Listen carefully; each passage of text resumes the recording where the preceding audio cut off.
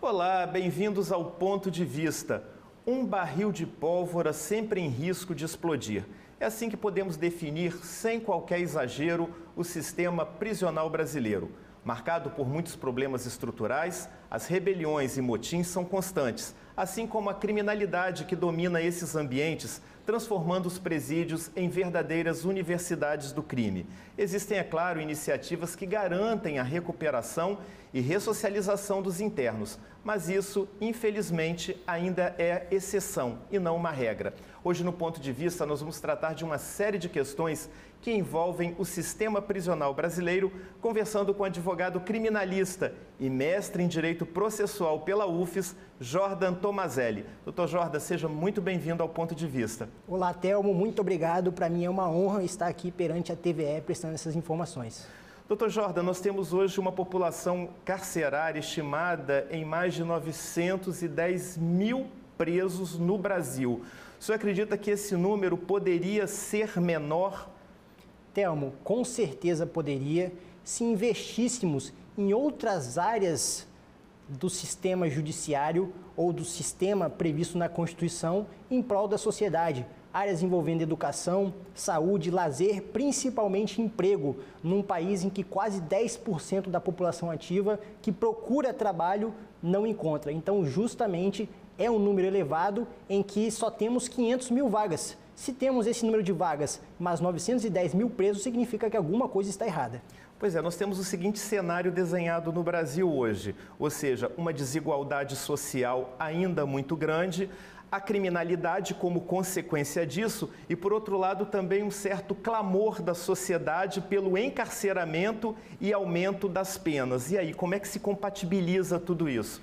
Theo, esse clamor vem justamente da morosidade ou da demora do Poder Judiciário. Aumentar a pena, eu vou ser bem direto aqui, não resolve o problema da criminalidade no Brasil e em nenhum lugar do mundo. Nós temos prisão perpétua, pena de morte nos Estados Unidos, isso não cessa crimes capitais. No Brasil tivemos a hediondez do homicídio qualificado em 94 e nos anos seguintes o que a gente viu foi um aumento do índice de criminalidade. A gente teve uma lei seca em 2008, envolvendo o Código de Trânsito brasileiro, e a gente teve um aumento dos acidentes de trânsito envolvendo morte de pessoas, vitimando pessoas. Então, o que resolve o problema é o enriquecimento cultural, enriquecimento acadêmico dessa sociedade que está jogada de lado, principalmente a sociedade periférica, e isso a gente consegue observar quando a gente vê o índice social e o índice de cor de quem é o cliente do sistema prisional brasileiro.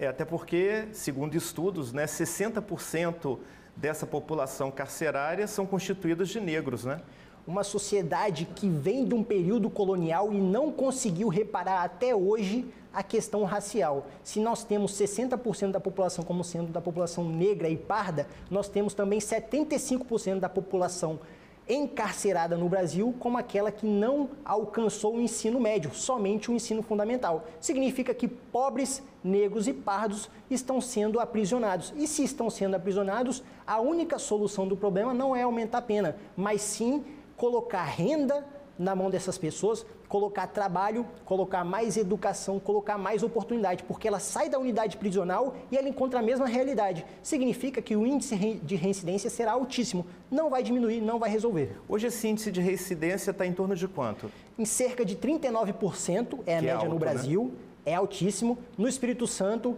o último censo do DEPEN de 2020 denota o percentual de 75% no Espírito Santo. E o estado que tem um menor índice é de Minas Gerais, 9,5%, e lá eles têm um modelo muito interessante envolvendo o sistema prisional com oportunidades aos reeducandos. Trabalho para todos, lógico que não em todas as unidades prisionais, mas em algumas, trabalho para todos, educação para todos. Você fomenta valores sociais a essa pessoa, para que quando ela for colocada em liberdade, não existe prisão perpétua, ela fatalmente será colocada em liberdade, para que quando ela retorne, ela possa ter um convívio digno em sociedade. Agora, doutor Jordan, você só acabou de tocar na questão do trabalho e da educação dentro do sistema prisional.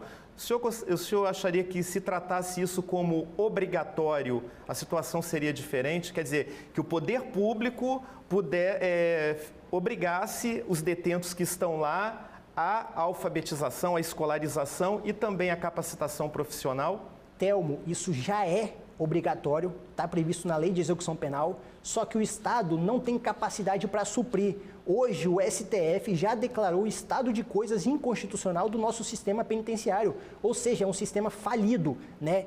Hoje, nós temos um gasto de cerca de R$ 2.400 por mês para cada detento no Brasil. Se fizermos a conta de 900 mil presos, nós temos 26 bilhões por ano sendo despendidos com o sistema carcerário brasileiro. Então, nós temos o seguinte aspecto: olha, vale a pena investir em educação para que a gente diminua o índice de criminalidade, diminua o índice de presos, por exemplo, pela metade, e possa destinar os outros 13 bilhões anualmente para outros setores da sociedade? É essa pergunta que devemos nos fazer. Ou seja, é aquela mesma lógica que nós podemos aplicar o seguinte, do investimento, da necessidade e importância do investimento em saneamento básico. Por quê? Porque ele acaba resolvendo um problema lá na ponta do serviço de saúde, não? Certamente.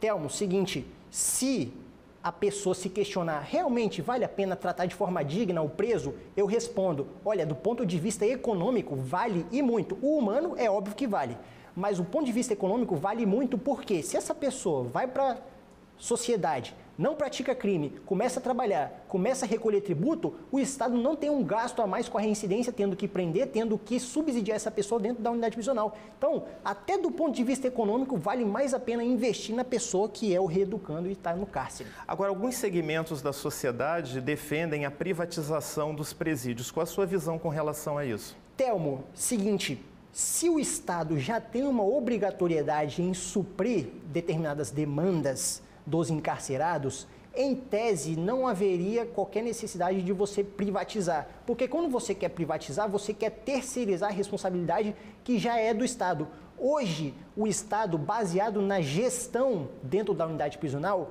já consegue dar conta de certas garantias fundamentais do preso. Só que o problema é que isso muitas vezes é deixado à margem e é priorizado outros aspectos da sociedade que talvez não façam tão sentido, né, do que efetivamente você cuidar do que já é previsto na legislação. Bom, nós temos uma série de problemas estruturais dentro, né, do sistema prisional. Superlotação é um deles, né, condições insalubres, domínio de facções, né, e essa insalubridade gerando uma série de doenças. Enfim, como é que se consegue resolver isso? Não tem como soltar. E aí, como é que se resolve isso dentro do sistema carcerário? Telmo, hoje o problema não é do agente penitenciário que lida diariamente com o preso. Na verdade, ele também é uma vítima de todo esse sistema do superencarceramento. Porque se hoje é dada a oportunidade para ele cuidar de um, mas ele cuida de 3, 4, significa que a atuação dele será deficitária. Então, como resolver? Primeira coisa, penas alternativas. Precisamos mudar a cultura de que tudo se resolve com prisão. Nós temos outros instrumentos, por exemplo, na Lei Maria da Penha, nós temos uma indicação de tratamento da pessoa que comete violência doméstica e familiar contra a mulher. No Estatuto contra o Idoso, da mesma forma. Então, a gente tem que priorizar medidas alternativas para que realmente o direito penal seja a última ratio, seja a última etapa dentro do sistema administrativo, dentro do sistema judiciário. Agora, também tem uma outra questão aí, aproveitando um pouco carona no que o senhor acabou de falar, né? Aquela prática do prende e solta, principalmente para aqueles criminosos que praticam pequenos furtos, né? Delitos que não são de grande monta, né? E aí há uma crítica muito grande, não apenas dos agentes de segurança, mas também da sociedade, de que eles são detidos e automaticamente soltos ou que não ficam muito tempo presos, né? E aí, como é que se resolve uma situação dessa?